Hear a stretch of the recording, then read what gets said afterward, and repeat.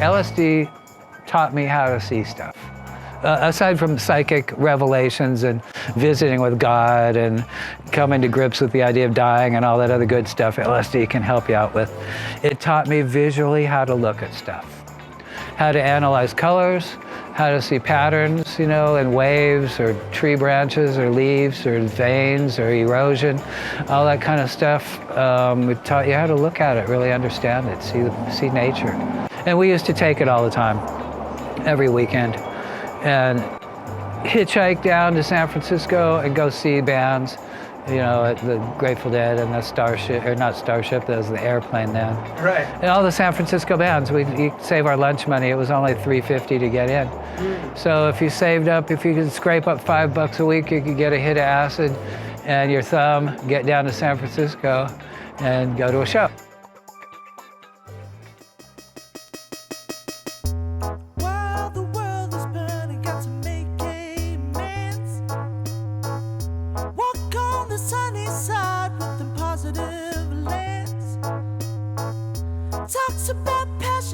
Between the women and the men, Chris Dyer and his creative friends, darling, ooh, ooh, ooh,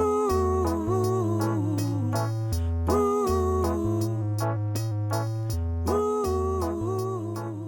Hi, welcome back to Chris Dyer's Creative Friends, the super awesome interview podcast YouTube show where I, your artist friend Chris Dyer, interviews all his super awesome creative friends. So it's late August 2021. It's coming the end of the summer. I just did 5 weeks of touring around the States, painting murals for a bunch of people, including this ganja farm in Northern California where I'm at right now. I'm in the area of Ukiah, Mendocino County. And before I head back home to Canada and into my summer activities, I want to go and interview one of my friends who is out here. His name's Mark Henson. He's like one of the OGs of visionary art and psychedelic art. He's been around the scene for as long as I've even been aware of it. Amazing painter, amazing human being, and I'm super excited to interview him today. I hope you enjoy. What's up, Mark? How you doing, brother? I'm doing very well. Woo! Nice to have you here. Yeah, thanks. Haven't seen you in several years. Yeah, it's been like a couple years, right? Yeah, well, you've been out busy running around the world. And we've been like locked in and all these things. I've been busy sitting at home. Oh, that sounds lovely to me. Where is home? Where are we right now? We are in lovely Blue Lakes, California, Blue Lakes. which isn't really an official place. We're out in the country near to Ukiah and Lakeport, area called Clear Lake in California. It's beautiful, man. Like I've been cruising a lot through Northern California these last few weeks, and in no place I saw big lakes like you got around here. This lake, Clear Lake, is the biggest natural lake in California. It's not a reservoir, it's a natural lake. It's been here at least 10, 20, 30,000 years, maybe more. The Indians around here claim to have been here for 10,000 years. Wow. And they say the lake is 1 million years old, so. All right. Volcanoes around. We have geothermal stuff. It's pretty active. Is that a good thing or a bad thing to have a volcano close to home? They're pretty dormant. Okay. They haven't erupted in 10 or 20,000 years, according to the Indians. It's been a while. Okay. Nice. So I'm not too worried. There's some hot springs though, which attract a lot of people to the area, and there's a geothermal energy installation that produces some of the power. Okay, nice. So, how long have you been out here? moved here in 2000. Sweet. And what would you say was like the biggest advantage of living here as opposed to anywhere else in California? Well, before I lived 20 years in Santa Cruz County, and I liked it fine, but it got really crowded and traffic there was ridiculous and the price of housing got out of hand. I had a really good deal for a long time. I had big space and studio and workshop and stuff for very cheap. And then it got sold to be torn down for a parking lot, so we had to move. And looking around, at that time we were doing 15 or 20 fairs or festivals for income. and most of them were north of San Francisco. Okay. So we were in the habit of getting our stuff together early Friday, driving to San Francisco, get across the Golden Gate before 3 in the afternoon, or you were totally screwed in a traffic jam for the next 3 hours. So we ended up deciding that let's move north of San Francisco. We'll save a week's worth of drive time just on our festival scene. Okay. The Golden Gate's the only way to get to the north. You can go around the Oakland side, but either so, you still got traffic. There's Okay. no matter what, especially on a Friday afternoon, Santa Cruz to Marin. If you have a festival up the 101 or something, it was ridiculous. Damn. And you also have like a home in Costa Rica, right? I did. We had a house there for 25 years, which was a really wonderful adventure. But it got to be too much labor and work for me as I got older and creakier. My body just isn't up to what was involved to sustain that place. Yeah, where you'll still keep on going to Costa Rica and other people's places? Oh yeah. I have really good friends there, and I still like to travel. I have a standing offer to go live in Uruguay anytime I wish. Somebody will actually cut me loose a few hectares off their ranch and deed it to me if I want to go live there. What's the trade-off? What do they want from you, Mark? They like me. Impossible. They want my cool energy around and all my ingenious thoughts and stuff. They want to see you painting. Well, there's that too. Yeah, well, that's good. You like. So Stay here, but you got to make everything artful. Well, being here's okay, but my wife kind of, because of the fire incidences that are getting more frequent every year, she's like, I'm done with this place. Let's get out of here. And it's scary. Anything could burn at any point. And I'm like, yeah, okay. Now Uruguay's a big move, though, and right now you can't go there because of the various COVID restrictions. My friend that has his farm down there has been out. He's been away for a year, stuck up here. He's in Florida right now, just waiting to go home. And they keep telling him, next month you can get it, we'll let you in. Really? They won't even let him go back to his country? Or is it because he's a foreigner? He has resident status, but because he's a landowner and business owner, they want to let him in, but there's always another little rule and another little thing. And right. It's kind of like if you're an Afghani refugee trying to come to the U.S. Oh, damn. It's that bad? No, it's not. It's not nearly as bad. Oh, damn. Wow. He'll get in the next month or two, right, and get back on his farm. Cool. Well, I hope that you find what your ideal home will be. Somewhere not too far from the ocean, with a view would be nice. Somewhere not too hot all year round, but I don't like being cold either. So, right. And with global warming and everything changing, it's like hard to predict. Where do you go? Right. What will get? Oh, I could move to Canada, and they're like burning up too. Right. And or well, Italy's cheap. You can get nice houses there for $1. No. Live in a village. Yeah, you can, because some places the young people have all left.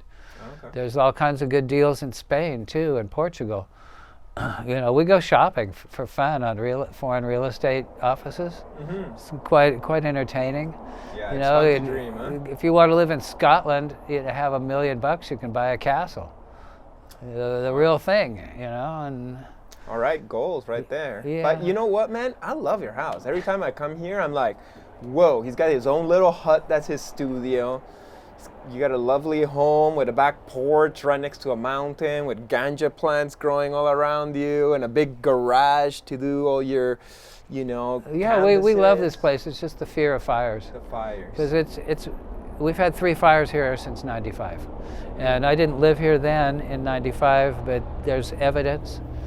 And then, I don't know, Where were we 7 or 8 years recently ago? where you were like, oh my God, I hope my house doesn't burn? Was it like Brazil that you're like, oh? Could be, yeah. Because we were there in the summertime. Yeah, totally. Damn, man. Well, And it's been close. I mean, the fire, you can see right there, the hill right behind you. Imagine that whole hill burned. That burnt? Yeah. Whoa. But the fire came most of the way down the hill, and then a fire crew came, and they show up with torches and hose, and they dig a little trench, and everything uphill from the trench they light on fire. and it goes up and meets the other fire halfway, and when there's nothing to burn in between them, it goes out. Whoa! I know Stops that's a it in its- strategy. That's what they call backfiring. You're using fire to kill fire there. Yes. And so last time. I thought that was a saying. You can't use fire to. No, start no, fire. it's very common, and the firefighters use it everywhere.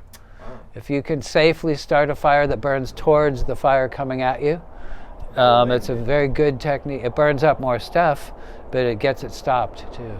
Amazing. Well, I And learned something new today. So here, the last time fire came here, which was 3 years ago, I had my house all soaked with sprinklers. I put in water up the hill. I have solar-powered gravity feed water system. So if a fire does come, I have something at least to try to deal with it with.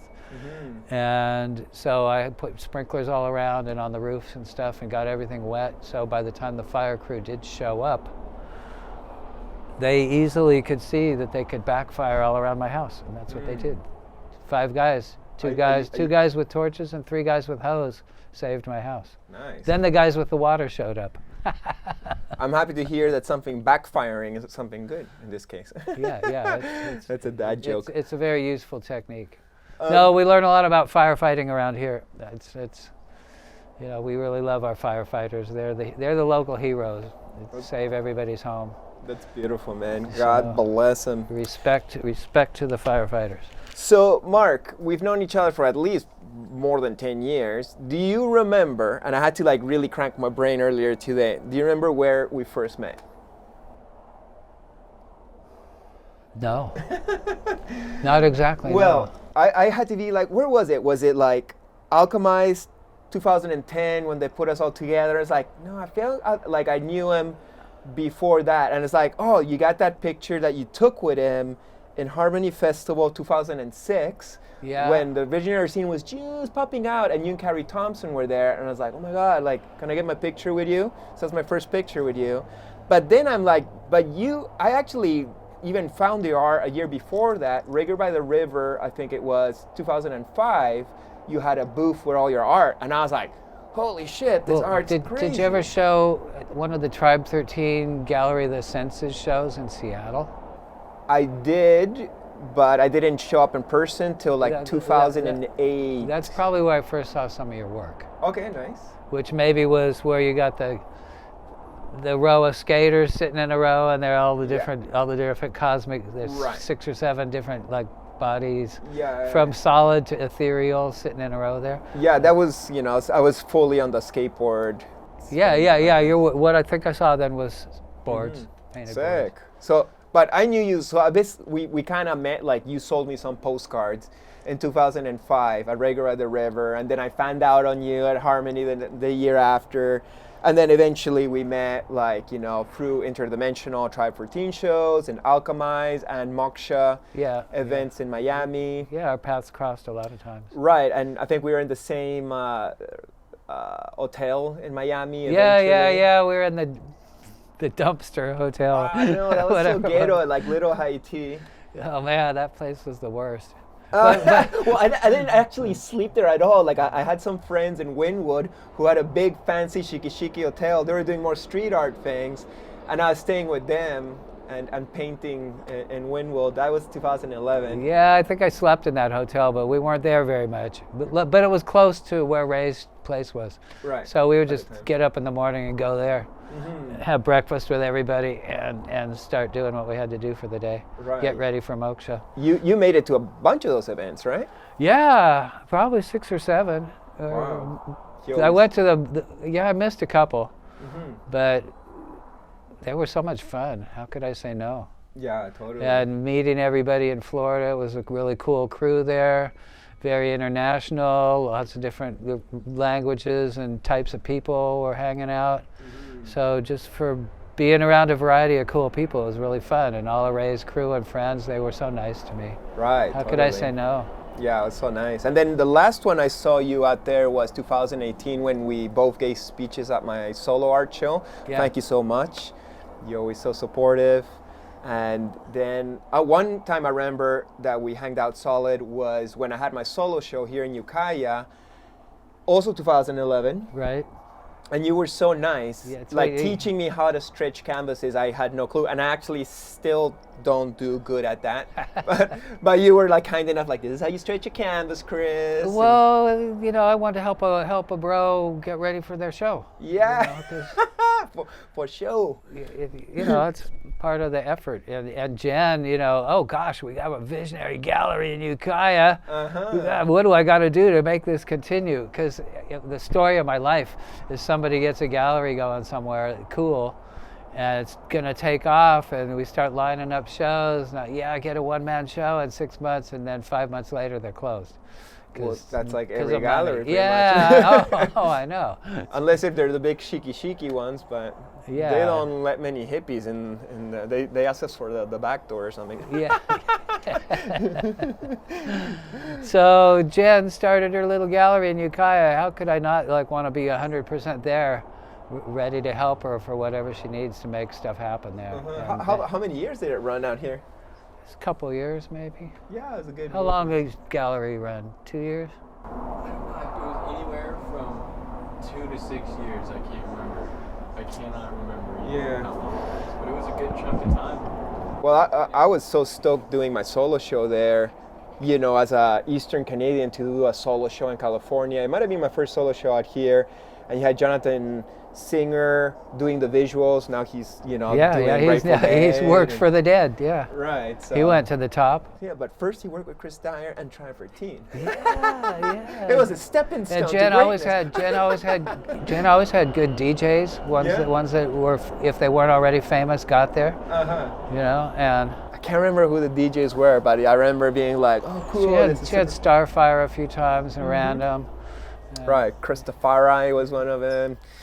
Yeah, But she always managed to find good talent to keep us entertained. But the bad thing about that gallery is you plug in the DJ, the art lights would blow, and the fuse box would blow, and it was around the corner in a locked room that you couldn't get at, and the guy was a real dick about it. So you'd blow all the lights, and you'd have to call the guy up, and he'd be in Willits, and, you know, 30 minutes away. oh no. And yeah, I guess I'll come down and fix it maybe. Oh yeah.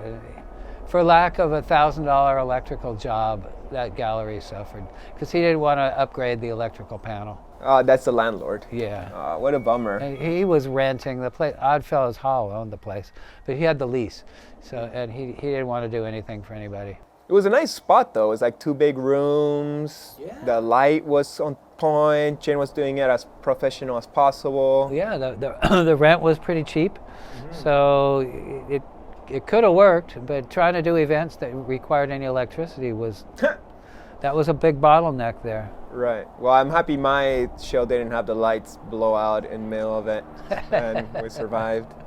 Then another fun event we did together was Brazil 2018. Yeah. We went to Sao Paulo, or it wasn't Sao Paulo, so it was a little bit outside Sao Paulo. The town of Campinas, which is Campinas. it's a suburb of Sao Paulo, Right. essentially. It's an Yeah. hour out of town, but basically it's a satellite city to Sao Paulo. We were giving speeches and live painting a little bit. I painted a BMW van, and you then got down and spray painted a little bit too. That was fun. Yeah, you were painting the Oka skate bar. This was a hamburger stand built into a Volkswagen bus that had the flip-top lid, old style flip-top lid, It was the that a coolest. couple of kids had built that they'd take around to raves and stuff. Yeah. But it needed an upgrade, and you were there. I needed a sweet Chris Dyer mural on it. A fish So bomb. yeah, you graciously let me spray a few Oh, what an honor, few little man. sections of it, and Got the legend Mark Henson like just throwing super cool taglines on your mural. well, I'm gonna have to practice a little bit with those cans. Yeah, totally. By the way, I brought some cans left over from my job. Science got them. If he can spare some for you, you can try it out. We'll do it after the interview. So let's get a little bit into like your history. I've listened to your speeches about the history of psychedelic art that then fuses into visionary art, and then, you know, it's a very interesting speech, and you could talk for hours about the whole movement and stuff, but I'd like to hear you know, your roots, where you're from, how you got into the movement, and, you know, where did you start out, and how do you get into whatever movement you call what you're doing? Well, I grew up in Sacramento, Okay. the capital city of California. Oh, it's the capital. Right? And, you know, I was a suburbia kid. You know, it wasn't really urban. There's not much in the way of minorities living around there. A few, you know, there are a few Mexican kids and a few Filipinos and some Chinese folks and a couple of black kids at my school, but that was about it. That was like, and I always liked art. You know, ever since I was really little, I always liked making art and making stuff. But in junior high, I got lucky. I had a teacher who was really inspirational and kind of inspired me to do stuff and show me how to do stuff. And in one of the classes there, I met this other character, Robert. And Robert was a rich kid, or a sort of rich kid anyway.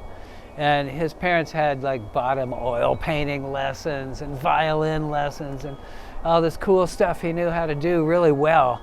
I mean, this kid was already an artist. Mm-hmm. And he recruited me. The drama club in the junior high was going to do Shakespeare's Macbeth. You know, a play with witches and a war and stuff, battle scenes, outdoor castle scenes. So they needed scenery for their play. So they recruited this guy, Robert, because he was the best artist in the school, and he needed some help, so he recruited me to help him paint. How old were you? It's like 13 or so. Okay. So we had these, you know, a 60-foot long set, 14 feet high, these flats we had to paint to look like a castle, and we had two sets, an outdoor scene and inside the castle. So we had to paint this stuff, and it was huge. I mean, this is a big job. But we got that, but you know, luckily part of the fun of this was I got sprung from all the classes I hated. Mm-hmm. The teacher would sign a note and I'd be out of the class I didn't want to be in, so I could go paint. And we worked, you know, a good long time on this, couple of months probably, and before the performance and everything. So I got the idea of painting big, you know, making a big mess and painting on big stuff was exciting. Mm-hmm. And then when I got to high school, I was really lucky there too, because the school district in Sacramento was brand new, out there in brand new suburbia, and they needed art teachers, and they had lots of money. They were well funded, so they hired a bunch of guys who were art students from just graduating from colleges in San Francisco on their GI Bill from the Korean War. So all these young guys that wanted to be painters got jobs as art teachers while they were pursuing their career as painters, trying to get their paintings shown in New York City and San Francisco and stuff. Huh. And they were successful. Nice. So we actually had professional artists in 4 of the high schools around us, and they were all buddies. So these guys all knew each other and would invite each other to come and talk in the classrooms and stuff. So I got to be around real professional artists. Sure. And my particular teacher, Ken Waterstreet, he would bring his own projects to class and set up an easel off to the side, and while we were busy with stuff, he would paint something for a show in New York or San Francisco. That must so be so we got to actually see a real professional artist doing his thing right then and there. Mm-hmm. And he would talk to us and tell us stuff while he was working. And he showed us how to stretch canvases, how to make a giant canvas, how to make shaped canvases, where you get a plywood or masonite and cut it out to a shape and glue the canvas on. He showed us how to do all that kind of stuff. Practical, technical stuff. Beautiful. But when it came to what to paint, he was basically, well, do whatever you want. We'll talk about it later, and we'll learn as we go. And so you could like paint anything, and he had a room full of supplies and big roll of canvas, and whatever you needed was there. Nice. So that's how you started doing art, and well, I had good examples. And they had another thing that I learned back when I was really young. I've been doing this a long time. When I was like 10, when I was like 10, they had summer recreation classes where they had art classes, and you could ride my bike to one of the local schools and spend the whole afternoon making a mosaic they'd get tiles from tile jobs at the tile stores. They'd give them all the extra stuff. So you glue tiles to a piece of plywood and make a mosaic, or do some ceramics. They had a kiln, and you could make stuff all summer long. And then at the end of the summer, the Kiwanis Club had a little outdoor art show at one of the local shopping mall places, outdoor shopping mall that was actually a real nice one. And 200 artists would come and set up booths. And they had a whole section for all the kids, school kids that had their summer recreation classes. We each had a little booth where we could sell like popsicle stick art, toothpick sculptures, little ceramic things we made. That's how you learned so young. Whatever we made, we could set up in this little booth and try to sell it. As a mini entrepreneurs. Yeah, so being in an arts and crafts show and trying to sell stuff and meeting people, kind of like, I've been doing it a long time. That's where I first learned to do this stuff. What a difference from like art class today, where that's getting cut left and right, huh? Well, yeah, it was the golden. I mean, we had a room full of paint and brushes and paper and everything you needed. There was lots of it. So all you had to do was go in there and pick some supplies out and go sit down somewhere and start working. So high school, I kind of duplicated my junior high experience. The drama teacher that was the one from junior high transferred to that high school. And I didn't ever take any classes from him, but he got me out of all kinds of classes so that I could work in his drama class, making sets for the drama, for the plays and stuff. So I did a lot of that and painted in the art room, and I could cut out like lunch. If I could go to art before lunch, I could spend my whole lunch hour sitting in the art room painting. It was okay. The teacher would let us hang out. After school, we could hang out for a while if we wanted, if he was hanging out. So I had lots of time to paint and get used to the materials and stuff, but still I didn't know anything. I mean, I was still just a beginner, but I got a good attitude for work. And then after I got done with high school, went to college at UC Davis, where I took art, and even then I was so naive. I didn't know the difference between a BA and a BFA. I still don't know the difference other than a Bachelor of Fine Arts or a Bachelor of Arts. Okay, what's the difference? So, okay, you don't know. I don't know neither. It wasn't nobody. But why is it important to know No that? counselor ever explained it to me. I never had anybody. I could have used a little advice when I was in college, maybe, because a BFA has more respect in the academic world. Okay. And maybe it's more studio time. I don't know. But do you find people care about those diplomas? It's sitting in a box somewhere. I've never showed it to anybody. Okay, so you actually got it. I've never used it to get a job. I never got any paper that's respectable. Yeah, I never used it to get any job. But I was glad I did it, to go through the process and get certified. That kind of proved to me that I could like stick to something. Even though I was really bored with college, and I managed to get out in 3 years instead of 4. Did it leave you a big debt like it does today? Absolutely not. Wow, different. Whoever the audience is here, they're going to hate when they hear this, but college fees for a state resident then in the UC system were $600 a year. $600 a year for university? Yes, was the tuition. If you were a state resident, if you were out of state, it was like $3,000 or something. It was quite a bit more. But if you stayed here 6 months, you'd get residency and you could qualify. So a lot of kids would do that, move here for a while, get a job, save up some money, and then enter the university. Beautiful. And the $600 got paid for because I did good on a test for scholarships. So that the state picked up that. So all I really had to do was figure out how to keep a roof over my head and fed and clothed, and acquire art supplies and my books and stuff. If I could do that on my own, I could go to college. And my folks sprang for an apartment for me for my first year. But after that, I was scratching up enough money that I didn't need their help. So what do you mean scratching enough money? It was the 60s, man. I don't know if I should go into the details. Talk about those things on camera. The cops will show up after seeing this on YouTube. It's like, what have you been doing in the 60s, Mark? Well, how do you pay for college? Tell us now. I Go to did. I jail. did happen to know where certain things could be acquired that other people wanted, where they didn't know where to get them. Oh, you were a tradesman. Yeah, Oh, yeah. beautiful. I did a little exchanges here and Everybody there. needs one of those facilitators Which helped of out, but goods. you didn't really need a lot of money. And my first year, I did a bunch of drawings, and they had a local print shop there that, graphic arts, little print shop in town. So I went in there and like, how much to print me like some posters, say 200 each of these drawings? The guy's like, oh, I don't know, 30, 40 bucks. So for what then was really cheap, I got these posters made of like 6 of my drawings. And I figured, well, I can sell these around all the kids in school for like $5 or so, and I'll make a little money. So I started doing that, and it kind of worked, but college wasn't really the best place to sell them. There were little arts and crafts fairs, kind of like what I'd done when I was 10.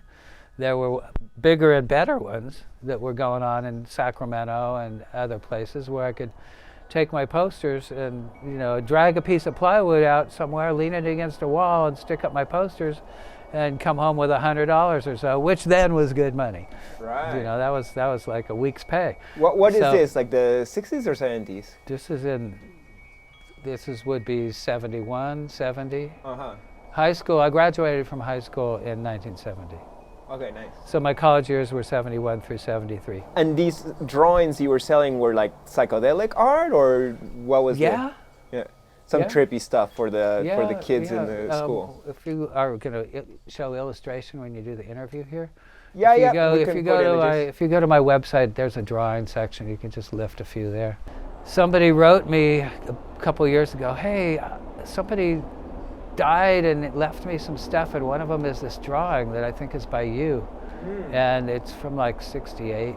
Oh, nice. Where I had some art show where I sold some stuff when I was like 18. So it's an original you got back? Yeah, no, I didn't get it back. Oh. They didn't want to sell it, Ah. but they sent me some photos.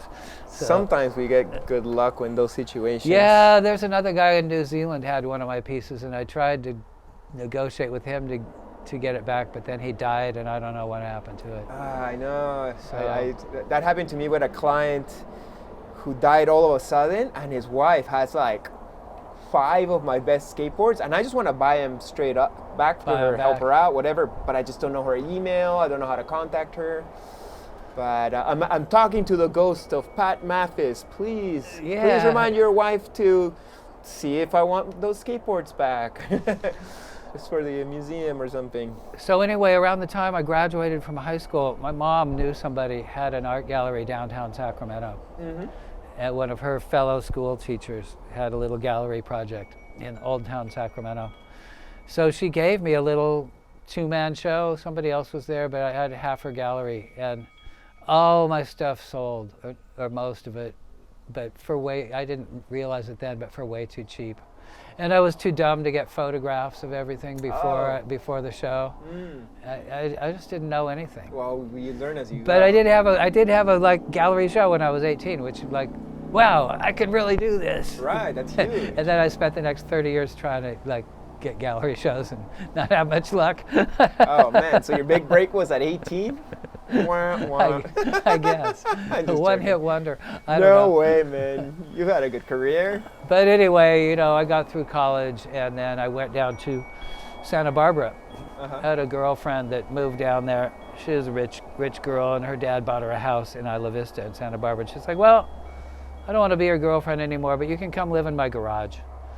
And I said, yeah, okay, that sounds adventurous. So I was out of college. And Did it so break your heart to live in your ex-girlfriend's garage? Yeah, Isla Vista, surfer girls all over the college town. You're like, Yeah, it did a little bit. But I knew it was coming. Yeah. She's one of those people that couldn't keep up. How long did you stay there? Oh, I stayed there 4 years. 4 years. Wow. Well, she introduced me to a character there who had started a little gallery and jewelry shop. He was making fabricated jewelry. And me and him hit it off right away. And he's like, well, you want to join in with me on making this gallery happen? I'm like, yeah, sure.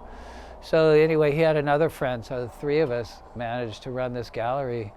And we kept it alive for 4 years and moved it a couple times until we What was kept it getting a called? better and better space. We called it Artist Response Galleries. Oh. And we did monthly shows and had parties. We could set a stage up in the space to have a band and show movies. And it wasn't real big, but a little town of Isla Vista, we rocked the place. It was awesome. Mm-hmm. It was So a really, cool. really fun part of my life. Aw. And I got to, I'm a businessman on the main street in town. So any of the businesses on the street, they all knew who I was. The cops knew who I was. I could feel like a big shot. Mm-hmm. And Isla Vista was a really cool town, man. It was full of hippies Where is that? trying to make their own city, right next to Santa Barbara, Where is Santa Barbara? Southern? Southern California. Okay, cool. A couple hours drive north of LA.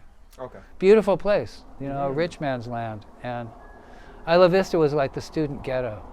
Okay. But it was infested with hippies then that were trying to start communes and community gardens and restaurants and food co-ops, and all that good hippie stuff was going on really big time. And so we became part of that. And the last year I was there, we organized our town and wanted to incorporate as a city, have our own city council and hire our own cops and all that kind of stuff.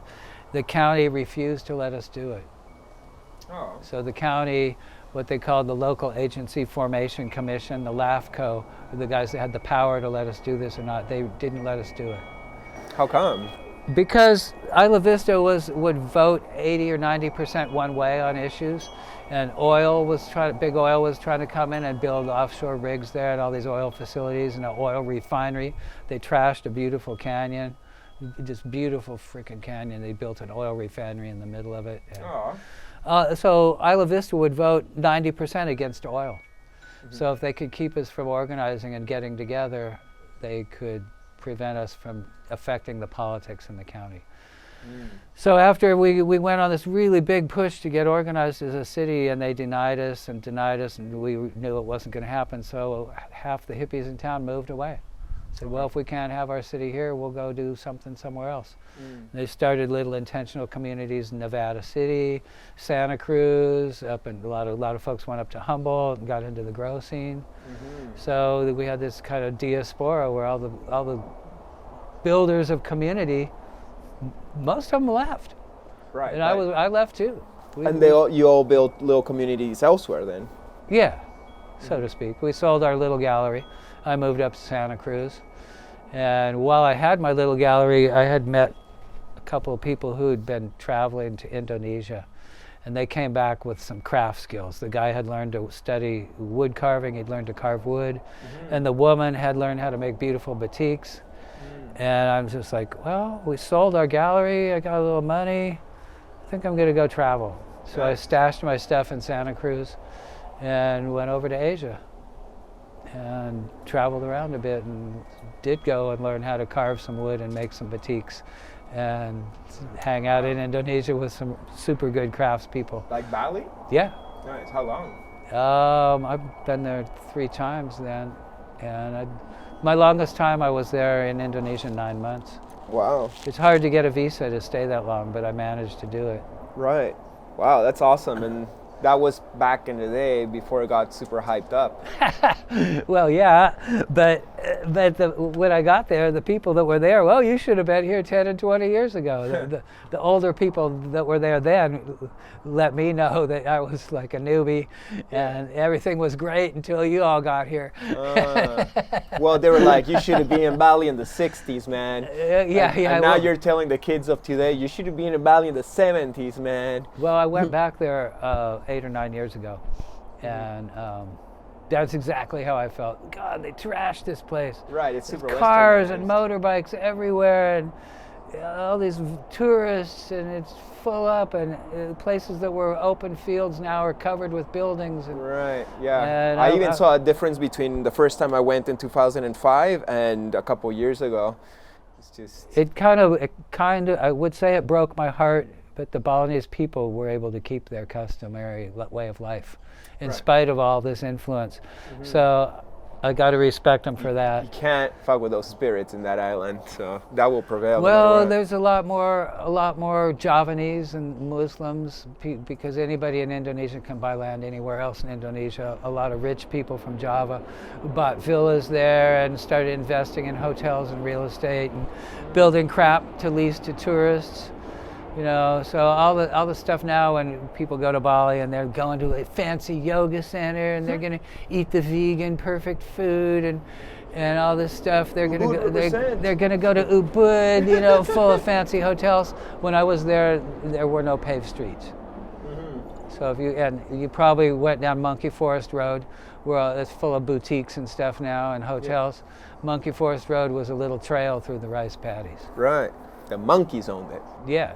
Well, you had to walk through the rice paddies to go to where the monkeys were. But See the monkeys. art there must have inspired you super hard. Oh, absolutely. And I got to meet a lot of artists and hang out, and I hired guys to make stuff to my designs, I love which that. was way cool. I had a wood carver, I had jewelers, I had ivory carvers, I had some guys painting some stuff. You know, I'd let them do their motifs, but I go, well, make me one of this and make me one of that. And so I would spend my days there kind of running around to the different villages, supervising my workers and checking up on them and picking stuff up when it would get done. And and hanging out at my house designing stuff. And for $50 I could rent a little shack down by the beach. You know, and with a family, you know, they had put up a shack in their backyard. Now those places are all hotels. You can't even see the beach. It's covered with concessions, people trying to sell you stuff. I don't know. Well, that's the world in a nutshell, right? Yeah, I guess. Where we keep reproducing and we're all buying everything. But while I was there, I met other people who were the guys that told me you should have been here then. A lot of them had traveled to other islands. So my last trip there, before the one recently, my last trip in the old days, I spent most of my time not on Bali. I rented a little house in Bali and then left and went all the way out to by Timor, all the islands to the east of Bali. Okay. Where you travel on boats and little Yeah, airplanes. Gili Tralala or further out? Well, it's close to New Guinea. I went all the way to East Timor when I went. Oh, okay. Well, then you went the same places. East Timor you couldn't go to then because they were having a war with Indonesia. But West Timor I could go to. You had to have a special permit from the cops, and I got it, and went out there. And this was what, like 90s then? No, this is in 70. Okay, so it's 8. Okay, 79. so that's like when they were occupying and stuff. 78 and 79, yeah. I went 2005 to East Timor, and it was like 6 years after the big genocide. Right. So it was just the like Indonesian army blew everything up and killed as many people as they could. pretty much. Yeah. Yeah. Well, when I went there, they were warning us, if you go to Timor, and the cops, when I got my permit there, you go out there, you do not discuss politics. You cannot talk about politics. So I go to Timor, and I went up to West Timor, and I get on a truck. You stick out my thumb and get on a truck, and I end up out at the border of East Timor, right next to the border. And I stayed in this little village. And the first thing that happens is you go find a place to stay, and your hotel owner takes you and your passport to the police station because they have to register you. So right away, I'm in the police station. They're looking at my passport. They go, well, what do you think about the politics around here? Oh no! And I had a great discussion about politics with these cops there for a couple hours. Oh, so you And broke yeah, the a few years later, they were going to be murdering people in Timor, maybe. But these guys were friendly, genuinely interested, and we actually had a really positive conversation. I don't think NEI is like negative or really wanting to kill NEI. You just get convinced on politics and points of views, and then shit can go down sometimes. Yeah, and the local cops are different than the army. They're not the same thing. Right. You know, they live there, and they probably have relatives across the border and all that kind of stuff. So I had a great time out there going to those islands. The arts and crafts they specialize in, or their best stuff they have, is usually fabric, textiles. And every island, and even different parts of different islands, has their own style of textile weaving and designs. So I was real interested in all that stuff, so I went out there and collected a lot of textiles. So you were like kind of like dipping your feet in different mediums at this point. It's not like you were an oil painter like you are today. No, I was trying to figure out how to make a living. And traveling to Asia, I realized, okay, if I buy cool stuff, when I come back, I can sell it to everybody. Okay. Cool. Once So again, your that's what trading I did. abilities. That's what I did for 3 different trips. I'd go and collect stuff, come back and sell it. Marin County had a flea market. These black guys ran a flea market in Marin City that was awesome. You could go the night before to this big empty lot, pick out a space, anything that was empty, set up your stuff, have your car there, go to sleep, and then in the morning you wake up, people are starting to show up to sell at the flea market. You had all your stuff ready to go. All you had to do is get a cup of coffee and take down the curtains, and you're ready to sell for the day. And the Marin folks, they had money.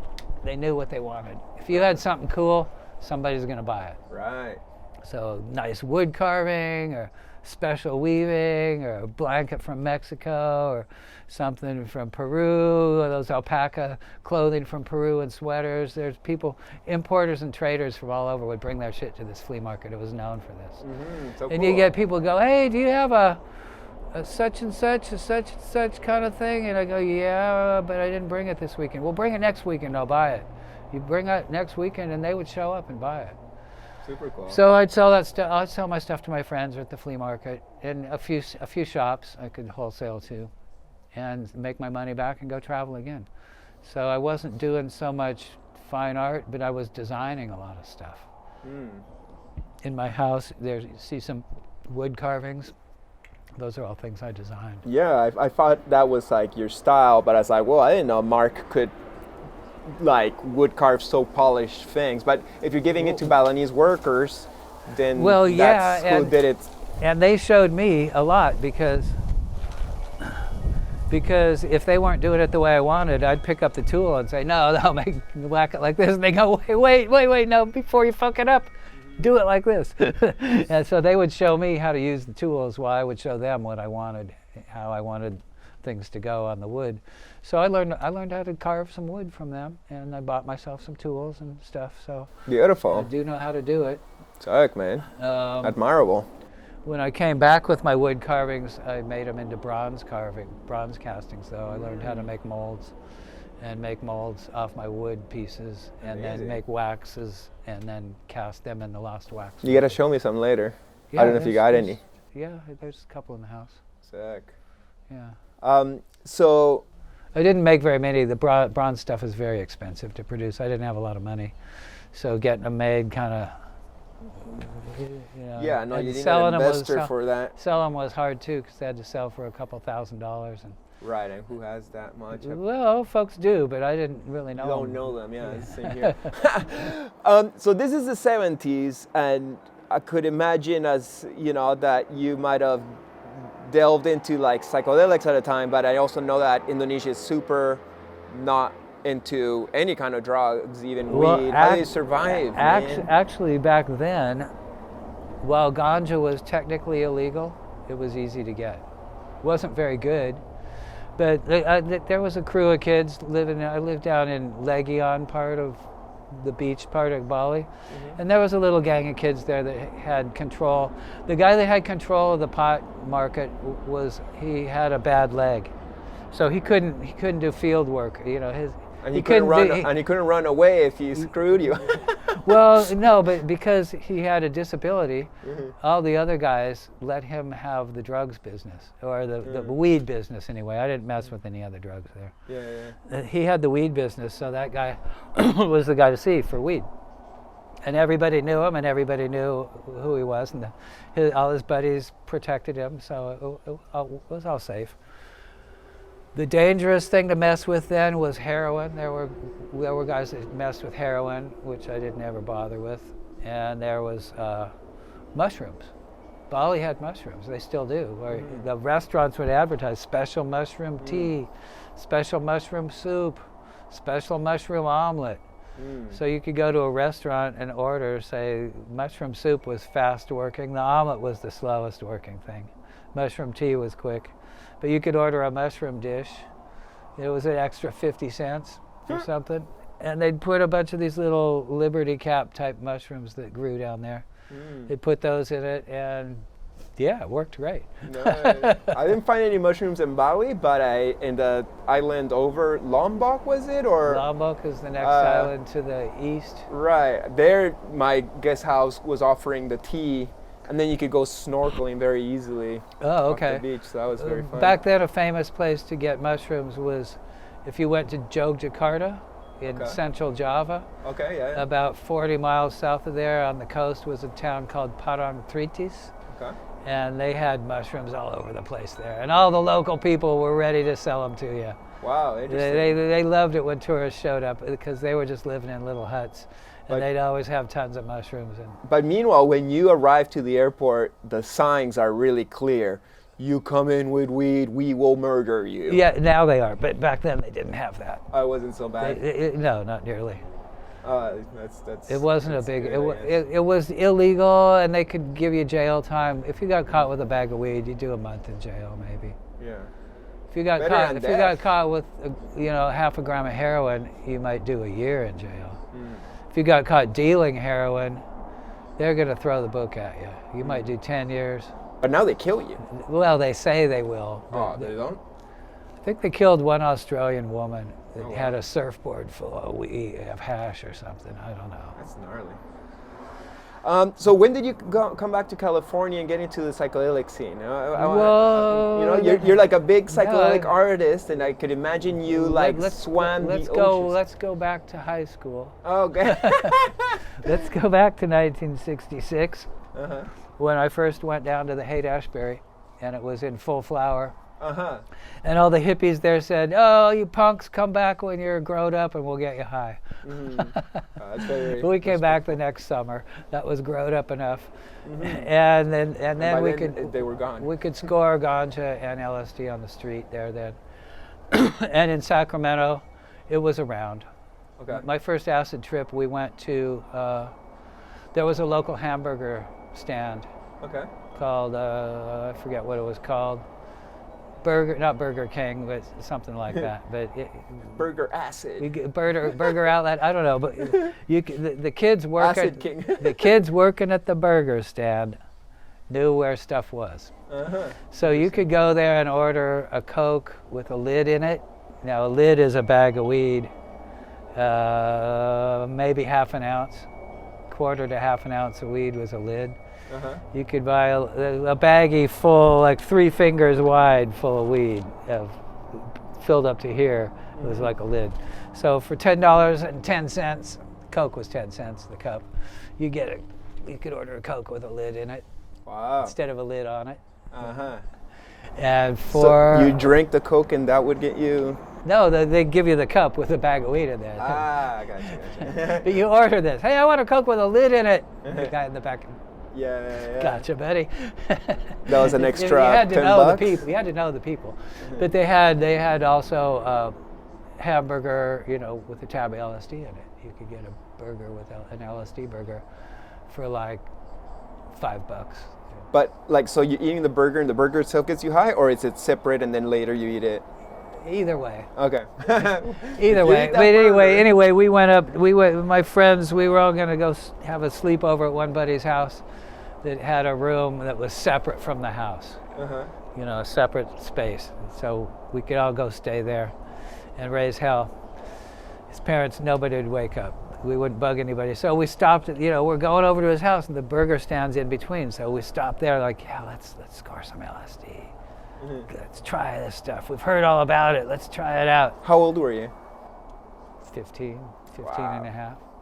Cool. So sure enough, somebody showed up. We didn't buy it from the guy working there, but somebody else showed up that had some that we knew. And so we all got a little tab of LSD and went over to my friend's house and took LSD and listened to Creedence Clearwater and the first Grateful Dead album and some other record albums, H.P. Lovecraft, some other weird obscure vinyl, and watched TV. And what was on TV was The Nutty Professor, the first one.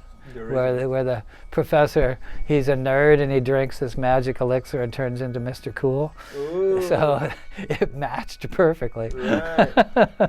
So, did that kind of revolutionize the way you saw things? Like, what did LSD do? Absolutely. LSD taught me how to see stuff. Aside from psychic revelations and visiting with God and coming to grips with the idea of dying and all that other good stuff LSD can help you out with, it taught me visually how to look at stuff, how to analyze colors, how to see patterns, you know, in waves or tree branches or leaves or veins or erosion, all that kind of stuff. It taught you how to look at it, really understand it, see nature. I'm really thankful for that. It's really, the LSD is probably my greatest teacher, you know, of something external to me. It's probably taught me the most stuff. And we used to take it all the time, every weekend, and hitchhike down to San Francisco and go see bands, you know, at the Grateful Dead and the Starship, or not Starship, that was the Airplane then. Right. And all the San Francisco bands, we'd save our lunch money. It was only $3.50 to get in. So if you saved up, if you could scrape up $5 a week, you could get a hit of acid and your thumb, get down to San Francisco and go to a show. Wow, those were the days, And eh? if you were really rolling in it, you could get a little more money together and go have, you know, dinner in a funky Chinese restaurant and stuff. And if you stayed down in the city, you could walk over to the San Francisco Art Institute, climb up a back stairway, and sleep on their roof. Oh. And if you didn't make a mess or trash the place, it was okay. So they allowed it? Yeah. Oh, wow. So we were always really respectful and could stay there. And we had a couple other places to stay after a while. That's beautiful. But it started out, we'd go to the show and then hike a couple mile walk between where the venue was and the art institute. But you know, it's 3 a.m, you're walking around San Francisco, you're a stoned hippie, cops never bothered us. Cool. So that's so I grew up in the milieu of LSD. And I was telling you about our drama club adventures in high school. Well, the biggest adventure we went on was my teacher, the same guy from junior high, Pat Monahan was his name. He was buddies with Ken Kesey from his college days. Damn. So he called up Ken and said, "Hey Ken, we want to do One Flew Over the Cuckoo's Nest for our high school play. Can you send us some scripts?" So he sent us the scripts and the author's note giving us permission. And it had only been performed once before on Broadway in New York City, and it failed. Oh. Didn't maybe ran a month, maybe it didn't run very translate. long. So we put on One Flew Over the Cuckoo's Nest as a high school play. Wow, that's so cool. And it was cool. It was the coolest thing I ever did in high school. We had what you call total environment theater. So the stage and the audience are all in the same room together. Were the people, the audience, like inmates or something? Yes. So we made a big day room with a nurse's station. I don't know if everybody's familiar with that movie. If you're not, go see One Flew Over the Cuckoo's Nest. With Jack Nicholson. They did a great job. Right. And the book is excellent too, and read it as well. The book's better than the movie. Anyway. Oh, cool.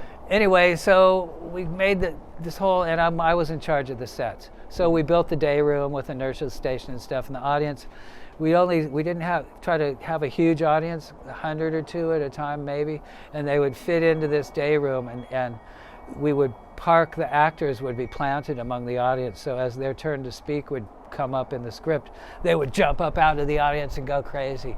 So if you were an audience member, you might be sitting next to somebody that was dressed a little funny that would like sit there and pick their nose or scratch their armpit the whole time until suddenly they'd burst out going crazy. Ah, I like that. It worked out really well. It worked out so well that the colleges around, we had to run it 2 extra weekends, so all the college kids whose drama professors told them to go see our performance. Wow. So Ken Kesey himself, Did he show up? Yeah, oh yeah. We decided at the end of this we were going to have a big old cast party. Did he show up in the bus? He didn't show up in the bus, but he did show up. He did show up with Ken Babbs and a couple of his prankster buddies. Oh, that's so cool, man. And one of the local artists, one of my art mentors, it's a whole other story, lived right around the corner. He was a commercial artist, and he let us use his house for the cast party. His daughter made all the posters for the show. And So we had Ken Kesey in a house full of freaks all night long, and Nice. the LSD was there. Everybody took some. Wow. And one of the you did LSD with Ken Kesey? Oh yeah, So cool. oh yeah. And one of the things about the play was half the cast members took LSD while they were performing in all the performances. Because Well, they it were goes supposed with to be, the- they were they supposed to be be crazy. Yeah, so a lot of the people, especially the extras, would be really high while they were at the play. Wow, damn. Yeah, it was nuts. So What we had a time to we had be a alive. we had a crazy cast party. Ken Kesey showed up with his buddies all the way from Oregon. Yeah. We partied with those guys hard, and it was like definitely a gold star part of my life. Wow, beautiful. Congrats, man. So LSD and psychedelics it's kind of like, it wasn't like a before and after. It was like we grew up together, so to speak. That's beautiful. Mark, So when psychedelic movement number 2 came around, when's that? that's the 90s or late 80s, middle. Okay. When guys like you started figuring it out. Okay. It was, and what you call psychedelic stuff now is a whole other can of worms. Because our psychedelic scene died off and became punk and disco. Okay. And Republicans like George Bush, of my generation, most of the people of my generation were very conservative. You Right. think of the wild 60s and stuff. Okay, at Woodstock there was 500,000 people. Well, that was all the hippies. There weren't very many. But there became a lot over time. Right. But at first there weren't very many, so a very small minority of people made a huge impact on Hollywood and the music scene and graphic design, and everything started being reflecting the few hippies in the 60s innovated became mainstream. Right, as And they then turned it got, into adults. It got so and- mainstream it got boring, so people had to rebel by chopping their hair off and putting a Which is the safety pin through their nose and stuff. Yeah, Right. and it'd be punks. Like and- everything just turned. Well, black. in the 80s, late 70s, and the 80s and early 90s, everything went punk. And that was when I was traveling a lot in Asia. So I kind of missed out on the whole. You stayed in the punk rock. colorful land. Yeah, but I'd come back and visit my buddies in the Bay Area, and they'd go, "Oh, let's go see so and so," and I'd be like, "Oh, okay," and I'd go see the punk band, and it was still better than disco. At least there was crazy energy there. So there was a revival after that period, as you said, psychedelic era number 2. When would that be? Well, it's all these things never really went out of style. And after a while, there became more hippies. What started it off the second time around, as you probably know, there were festivals like Woodstock, and you probably have heard of Altamont, where the Hells Angels beat a guy to death. Right, Rolling You Stones know, concert. and they got in a fight with the Jefferson Airplane guys. I think Marty Balin had a punch out with a Hells Angel. Wow. Uh, Because they were the security guards. there was, but all that put the kibosh on festivals. For the better part of 5 years, there weren't. I mean, you could go to a blues festival and hear B.B. King, or a country festival and hear maybe some twangy country western dudes. But rock and roll was But outlawed. rock and roll, the big festivals, they just didn't have them. Wow. You go to a punk club, a few hundred people would be banging their heads with a band. Okay, great. But big shows with thousands of people outdoors camping out, no way. But then somehow the Grateful Dead, this was after many years, got permission from the County of Monterey to have a festival for 3 days out at Laguna Seca Racetrack. And I don't know why I didn't go. Fool. Yeah, I am a fool. Maybe I wasn't living, I don't know where I was living then, I can't remember. But they had a 3-day festival there that went off really well. I mean, yeah, Grateful Dead fans walked through the minefield of Fort Ord to get there and sneak in, and through other people's private property. There were some complaints, but basically the Deadheads were pretty well behaved, and they didn't leave a big mess. You know, they cleaned up after themselves, and they didn't fight, and nobody got stabbed, and it went off okay. So things started loosening up. And so you can thank the good old Grateful Dead for kicking off the whole festival world again. Nice. And so they started touring around and doing 2 or 3 day stands at different places. And so if they're going to be there more than 1 day, well, people get hungry. So guys would set up a little grilled cheese station, you know, or make pizza slices or something, and other people would want to follow them around and be able to go to the next place. So the whole deadhead shakedown street thing started evolving, because when I was in the 80s and before, this didn't exist. You went to a dead show, the only people selling stuff were people selling drugs out front, or maybe a t-shirt, but that was it. So this whole shakedown thing developed, where people would go and follow the band around and set up a little stall or something off the back of their vehicle or whatever, and make little crafts and try to make some money, and it became this huge thing. Mm-hmm. And other bands and promoters saw this phenomenon going on and started copying it. So the whole festival, camp out, 3 days, revived and came back. So what years is this? Like 80s? Nice. Late 80s, early 90s. Mm-hmm. Beautiful. When did you get in that scene, and when did you start selling your art there? Well, going to the Grateful Dead shows, like I said, at first there wasn't any vending scene, but then it did start happening, and I was, at this time I was marketing my art. Yeah, this would be the 80s, late 80s, middle 80s, all the 80s. Anyway, there were like New Age fairs, crystal fairs, and people would be selling tarot card decks and their little crystals, and you could get your aura read and get an aura photographed and get your chakras bled or whatever, you know. You could meet a guy that meditates. You know, Ram Dass might be the lecturer before he had his stroke. You know, Tim Leary maybe would show up and talk if you were at a really crazy one. But so there were these New Age fairs, and they liked like fantasy type art. You know, a lot of dolphins and unicorns, but my art it fit in enough that people would buy stuff from me at these fairs. Mm-hmm. So I would go and get a little booth or set up a card table or join with some other artists and make something happen. And this is where I met the Health and Harmony Festival folks. Okay. Some of the artists that were there went to some of these other shows I was at and invited me to, well, come to this show. It's only $25. You can show whatever you want, as long, you know, and it's really cool. So I started going to that, and I met a whole lot of other visionary artists there. Is that what now is known as Harmony Festival? Yeah. Okay. Health and Harmony was what it was called. It's no longer exists, but it morphed over a few years into different things. Mm-hmm. But they were always kind to visionary artists. And so I met some other artists there, and I could sell a few things and kind of see which of my things sold well and stuff. And while that was going on, I went to a show. I forget who it was, at the Oakland Coliseum. A big show, big stadium show that I normally didn't go to. But somebody said you could get tickets at the door, so I went there. Yeah, I managed to score some cheap tickets at the door. And I went in there, and walking around the parking lot was a guy with some psychedelic black and white posters, where he had like a sandwich board. He was walking around with his posters and a backpack full of them rolled up.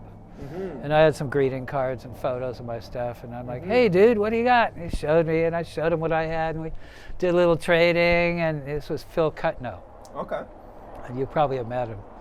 And Phil was doing these black and white pictures that were pretty crazy. And I'm like, dude, are you making any money at this? And he goes, yeah, last summer I made $50,000 following the Grateful Dead around. And I'm like, wow, that's pretty sick. It's sure blowing away what I make at these little New Age fairs. Maybe I better like take heed.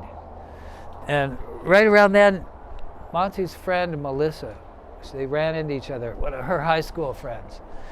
And Melissa is like an old hippie, an old hog farmer.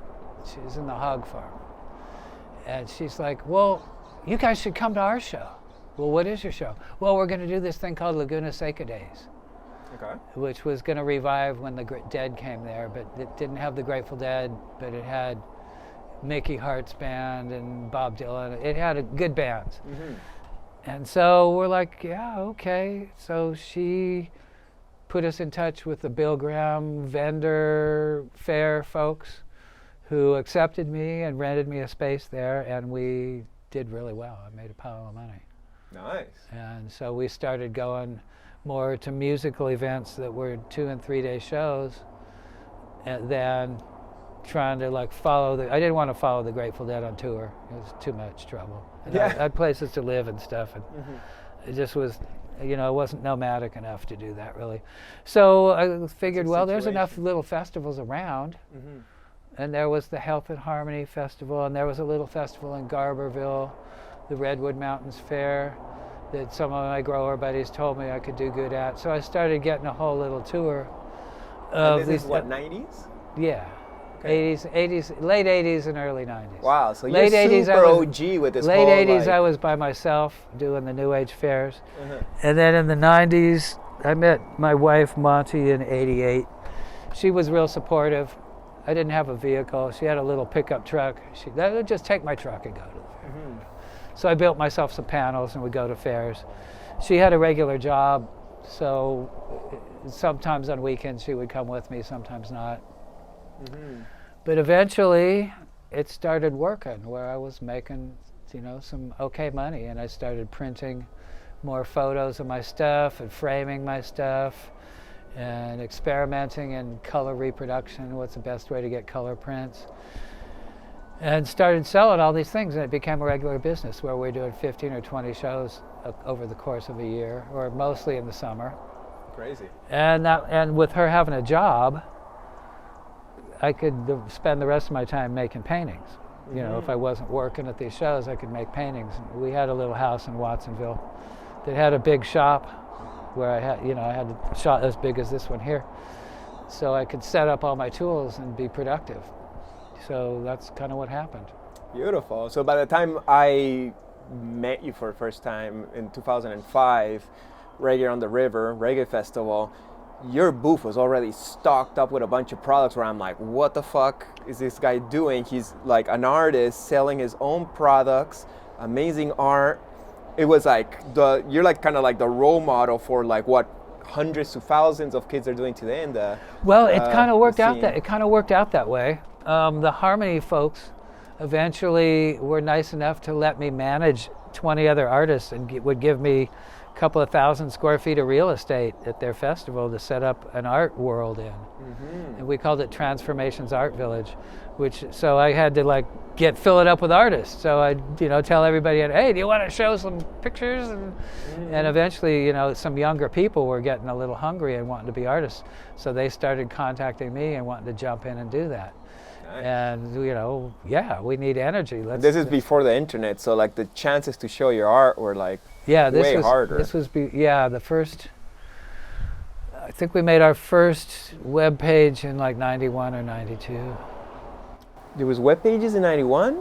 Well, first there was what they called the Newsnet News, where you had it would like news dot something dot art would be where people would go and you could post pictures there, but you had to post them in code. So they had these encoders.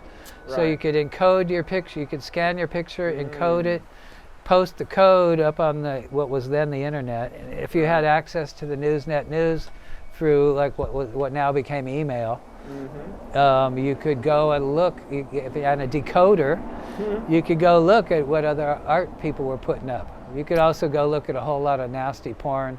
Already porn was rampant on the internet. Yeah. That's the reason why I got invented. Yeah, well, that's the Usenet News. Well, anyway, somebody came up with the idea of a web browser, and they made these ones called Web Crawler or Chameleon. There were a bunch of different web browsers. Netscape became the one that worked the best. So as those things developed, web pages got more sophisticated. And luckily, I knew the people down in Santa Cruz had been having these things they called digital Valentine's parties. And these were the computer nerds that started Apple and stuff, would have these Valentine's parties where everybody would show off. It was like show and tell. Look at what I've been working on. It's an Apple One. Look, oh my God, you can make a picture there out of little squares. Wow, amazing. 50 squares by 50 squares. Wow, big resolution. And so anyway, people would bring their little computer projects and show off to each other, so we all got to know each other. That's so cool. I knew all the nerds in Santa Cruz. And this one girl son was really pretty smart at this stuff. She actually was a genius. She had put together a computer company that was doing millions of dollars of business by the time they sold it. She was working with them, and she knew how to make web pages in HTML. So she made me a basic web page and said, well, here it is. Says, I don't have time to deal with you. I'm too busy with other projects, but here's how you look at the code and just figure it out. That's crazy. So that's super old school. I looked at my code on my web page and broke it apart bit by bit by changing stuff. If you turn around right now, you'll see a big deer. Turned 180 degrees. Wow, beautiful. Hello, big deer. That's the mama. There's a fawn around somewhere. I wanna film it. Hurry up, she's gonna move. Gorgeous. All right. B-roll. So anyway, she showed me how to break down my web page by code and figure stuff out. You know, how to do the padding and make the frames and all that. It was real basic. HTML only had about 100 commands then. So I went on somewhere where I was able to download all the known commands of HTML, and we started building web pages. So you're selling your art at festivals, and when I look at your art, it sucks to throw labels at people's art, but what I like about your art is that it changes depending on the painting. You got a style for sure. Sometimes you paint nature, sometimes you paint love. Sometimes you paint what people would call psychedelic visionary art. Sometimes you paint political art. But I would say that at least the current platform where you're very well known and respected would be the visionary art scene. When did you see that thing existing, and like how's your interaction with that platform that loves you so much? Well, back in the when the Harmony Festival was starting to get going, we had a little visionary arts club. Okay. That met in San Francisco every month or two. 20 or so of us would meet and what year is that? Show what we're doing. This is like late 70s. Wow. So it's a long late term. 70s, early 80s. So it's a term that's been around for all of history. Pretty much. The California Visionaries was a society of visionary artists that they were centered out of the San Francisco Art Institute, a place where we'd go sleep on the roof. The kids that were actually going there, and some of the professors had their own little visionary show club, and they were the guys that inspired me. So Bill Martin and Gage Taylor and Thomas Akawi and a couple of ladies. There was about 10 of these artists who, some of them became quite established, but their circle was pretty small and didn't get out into the big world quite as much. Okay. And then, so the 80s rolled around and the rave scene started happening, and I was selling at the New Age fairs and at Grateful Dead shows and stuff. But the rave scene, because watching a DJ play with his laptop is actually rather boring. So the rave kids went in for visual entertainment in a big way that was decoration, light shows, crazy costumes, stuff that all the hippies loved was revived by the ravesters, but in their own style, of course. Right. It was new, a lot of the music I didn't care for, but the spirit of the thing was the same. Hell really. Yeah. Take a bunch of crazy drugs, meet your true love, and have a crazy orgiastic party all over the map. Yeah, I love it. Yep, it was great. So, but I was, that really wasn't my world, but I recognized that there was something good there. And a crossover festival came about, the Earth Dance. Okay. And some other festivals where there were big 3-day camp-out festivals. And this is where people started, and younger people too, well, we're here, we'll bring our canvas, we might as well try to paint while the band's playing. So at the High Sierra or the Earth Dance, I knew the promoters and stuff because I'd rent booths there. Hey, can we go in the no man's land between the rail and the stage and set up an easel and paint? And sometimes they'd say yes.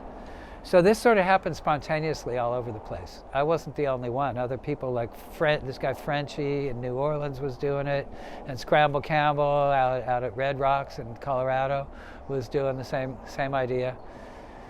So eventually at places like Earth Dance and other shows, those guys would come to California. We all kind of met each other and would try to do live painting stuff. And this is where I met Amanda, was at one of those Earth Dances. Her and her boyfriend pulled the canvas up to the front. And, hey, can we paint up here? And I go, yeah, we got lots of room. So she started, and pretty soon, in a couple years, there'd be 20 or 30 kids would show up with their art stuff to a show and want to live paint to the band. The cleverer of them figured out how to get free passes or even get paid or would bring some swag. So this is like late 2000s by now? But like when all the early, life... This would be still the 90s. Really? Yeah, and it started taking off even more. It just got bigger. Okay.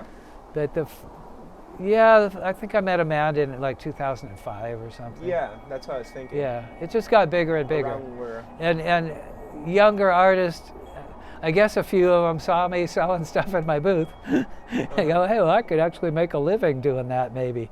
And so they would try it out. And some of them, of course, became successful, some didn't. But, like Zavi and Carrie became real successful, and Amanda got real successful, and Autumn Sky, a lot of these people do a lot better than I ever will probably now. It's not all better, just different. Well, better, I mean, like, more well-known, more followers, Okay. making more money. Marketing. Whatever the signs of success are. Right. Or yourself, I consider you a marketing wizard because you're really good at the business stuff, and you made it work really well for you. Thanks, to man. The point There's where you good have times and bad employees and times, stuff. but you keep I it rolling. I never wanted to get quite that complicated, having to deal with all the people and employees, because I'm a lazy ass. But you pull it off really well. So kudos. I try my best, but I also try to not let it get too big, or it will stress me out. Right. So How do you find the happy medium? I just delegate, Yeah. and I tell the workers, like say my brand manager, if you want to blow it up huge, do whatever you want, as long as you're not expecting anything from me. I just want to paint and cruise and do my mystic thing. Well, my crew became my wife. Right. She was real supportive, and eventually we were making enough money that she told her boss to take a hike at her corporate job. But how lucky are you that your wife is your artist manager? I'm very lucky. Well, she's maybe not as managerial as she could be, but she's not afraid to work books and numbers and keep the record. She answers your emails too, right? She answers a lot of the emails. She makes sure the taxes are paid. She makes sure all the numbers are right. Everybody I owe money to gets paid on time. That's so sweet, dude. She takes care of all that stuff, and she kind of likes doing that because in her corporate job she did that kind of stuff.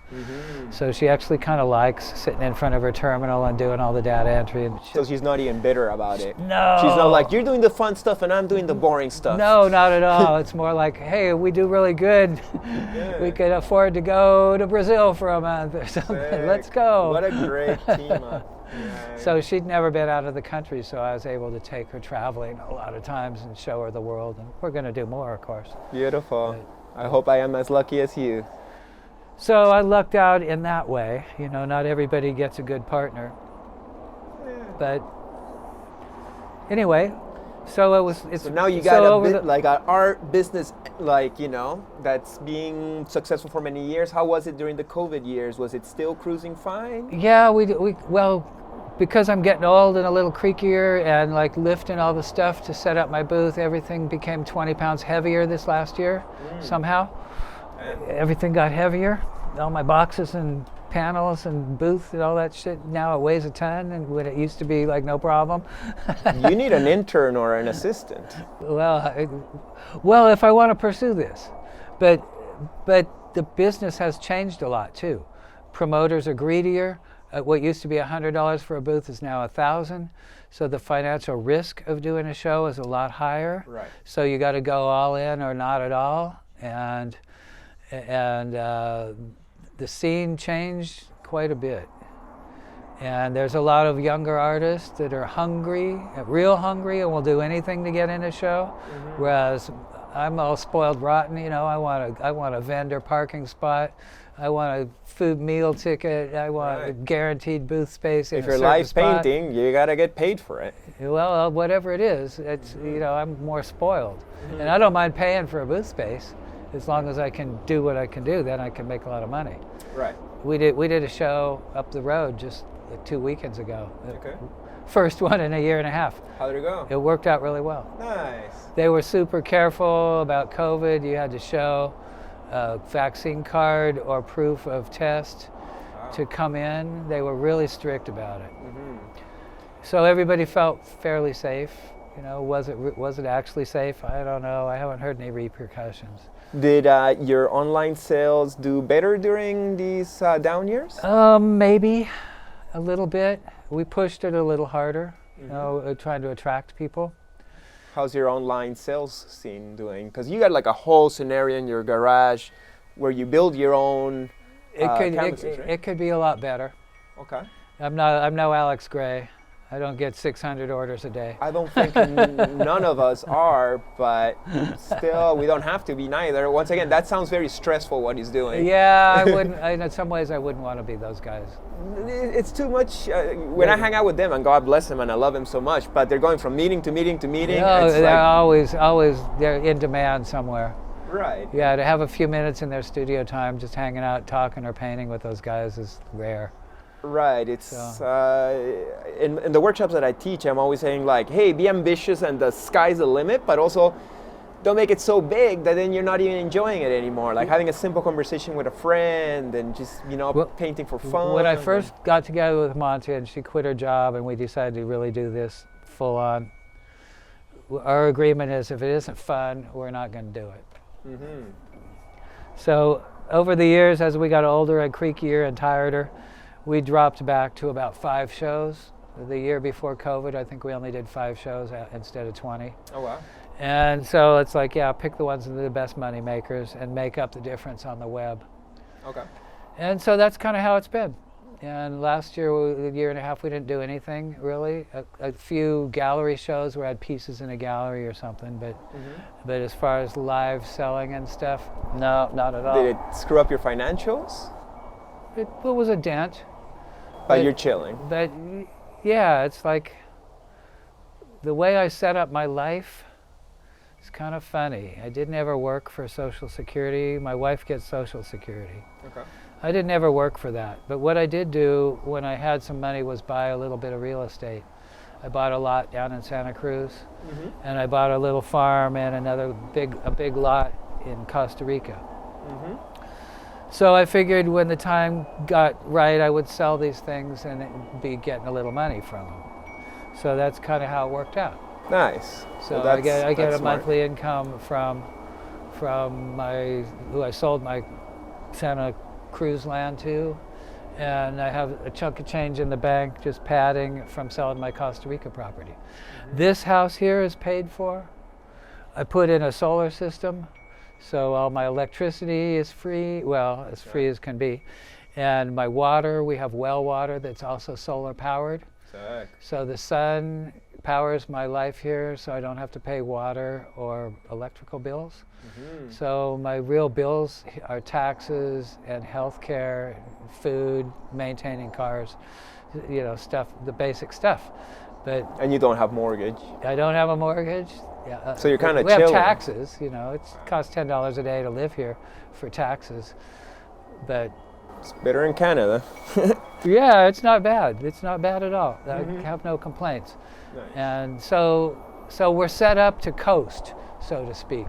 So to go a year with no income, I could do it. But then the state was really nice and kicked us down around $15,000 all told last year for various unemployments and whatever financial incentives. You know, they gave us a bunch of money. So basically we lived on that all year, and I actually banked money last year. That's great. So do you think I know that sounds hard to believe, but I did. Like you will always paint no matter if you're making money or not, but do you think you'll go back to the business of trying to sell your products and your paintings, or chill out on that and just retire? Probably what business-wise, what I'm looking at is, you know, we experiment a little with licensing deals, which you're real good at. I have a couple of those for clothing and stuff.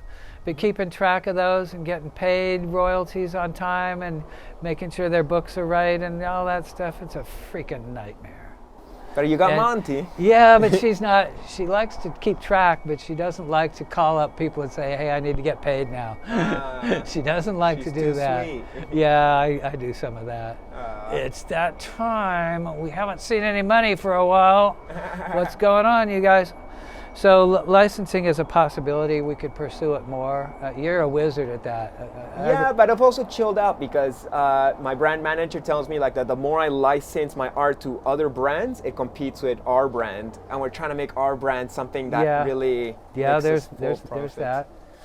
So I don't So know. I have a few wholesale accounts where I sell prints and cards and less expensive stuff to retail stores, which works out okay. And then internet, I sell more like giclées and prints and stuff. And every now and then I get a big score Nice. where somebody And you wants got your to. own machine, of course. No, I don't. I farm it out. You should get your own machine. They're like $4,000, man. Yeah, but then you got to be printing enough to keep the machine alive all the time. And I don't. My volume isn't enough to. Right. I had a long talk with Allison about this one time, about how do they do it. They get it. They farm it out. And I Oh, said, yeah, they I said do it why? too. Because we don't want to bother having to maintain the machines. Okay. I just bought a machine, or at least my brand manager Corey just got one for our Yeah. company, and And Jen has one, right. but I've talked with her about printing on it lots of times. About we never have, and she's off. I don't even know where's her machine now. Yeah, sitting there doing nothing. Good old Jen. So we're coming to the end of our show and at the battery of my cameras. Mark, would you have some final words of wisdom to the different people and artists who have been listening to this lovely conversation? Well, it's been an interesting adventure, not only trying to make my own life work as an artist, but watching some of the younger people come up, and some of y'all will be successful, some maybe not so much, but what it really does take is you got to be devoted and you got to work at it all the time. And be crazy enough to throw all your stuff in a car and drive 300 miles and go camp out in the woods in the rain somewhere and hope people show up and buy stuff. Or if you can get a live painting gig, getting the promoters to actually pay you and do what they say they're going to do. All those things are challenges. There's a business aspect to being an artist. Don't be afraid of numbers in business. It's just another game. Nobody's an expert. Nobody knows what they're doing. It's all stumbling around in the dark. And a few people find the door and other people don't. But if you work hard, eventually you'll feel the doorknob and be able to open the door. But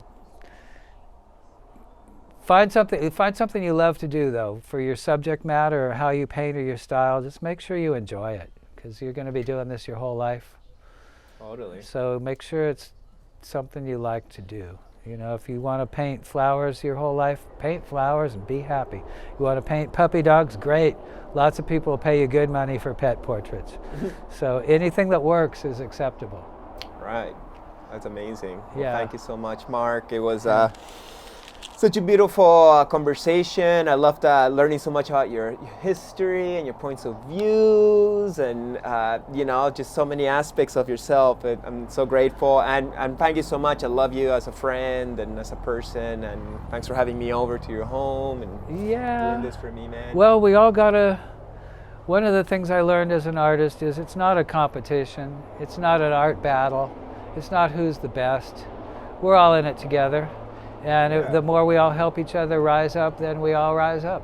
Yeah. And what it's really all about is creating consciousness in the mind of the public that art is something valid and cool that they want in their house and in their life.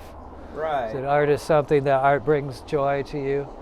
And this last weekend ago when we were at the festival, the last thing that happened to me while we were packing up is this woman came up and she's like, I just want to tell you, I grew up with your art in my house my whole life. My parents had it, and I looked at your pictures every single day of my whole life, and they meant so much to me, and I just want to let you know that you were a huge influence of goodness in my life. Beautiful. You can't pay for that stuff. No, that's as good as it gets. Yeah, for doing you can't something beautiful in buy life. that. And to have somebody come up and do that, it's like makes your whole week. Right. And it lets you know, because we're struggling away trying to make that hand look good in the studio, and we don't know. We don't know where it's going to end up or what it will do. idea. And then somebody you don't even know who's looking at it. It's somewhere in a wall somewhere, and somebody sees it and they have a little miracle in their life that you helped precipitate. That's magic. Yeah. That's the magic of it. We got a really special role, and I totally resonate with the whole, this is not a competition, we're a community, we're here to help each other.